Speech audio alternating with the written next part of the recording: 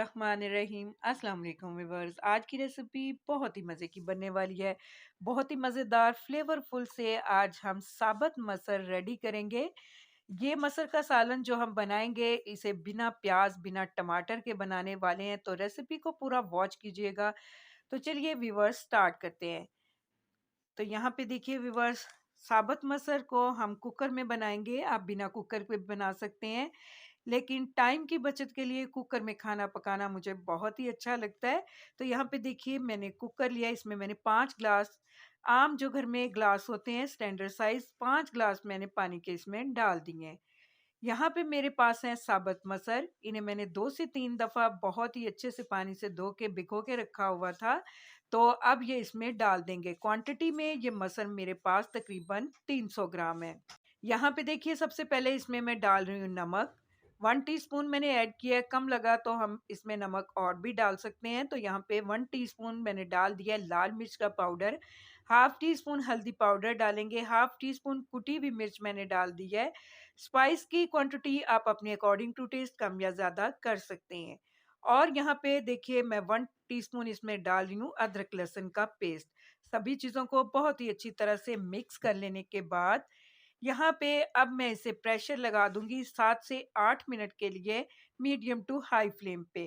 तो यहाँ देखिए व्यूअर्स, 8 मिनट के बाद यहाँ पे हम फ्लेम को ऑफ कर देंगे। तो चलिए अब हम तड़के की तैयारी कर लेते हैं। तो यहाँ पे देखिए मैंने पैन लिया है, पैन में मैंने हाफ कप घी का डाल दिया। आप चाहें तो तड़के को ऑयल में भी बना सकते हैं, लेकिन घी में ये बहुत ही टेस्टी लगेगा। तो इसमें मैंने डाल दिया 1 टेबलस्पून भर के अदरक लहसुन का पेस्ट। यहाँ पे देखिए viewers, medium to low flame पे हम इस तड़के को रेडी करेंगे और बहुत ही अच्छा सा यहाँ पे इसका जब कलर चेंज हो जाएगा, हल्का सा ब्राउन कलर आने तक हम इसे फ्राई करेंगे। देखिए यहाँ पे कितना अच्छा सा हमारा तड़का रेडी हो चुका है। तो इसे हम साइड पे रखते हैं और देखते हैं कि हमारे मसर किस तरह के पके हैं। तो यहाँ पे देखिए हमने कुकर का ढक्कन खोल लिया है। मसर यहाँ पे देखिए बहुत ही अच्छी तरह से पक चुके हैं। तो अब यहाँ पे फ्लेम को दोबारा से मैं ऑन कर लूँगी और इसमें मैं डाल दूँगी, यहाँ पे 1 कप मेरे पास है दूध का। दूध डालने से मसर बहुत ही क्रीमी टेक्सचर में तैयार होंगे। ट्राई कीजिएगा ज़रूर। तो यहाँ पे देखिए इसके बाद मैं डाल रही हूँ इसमें पुदीना।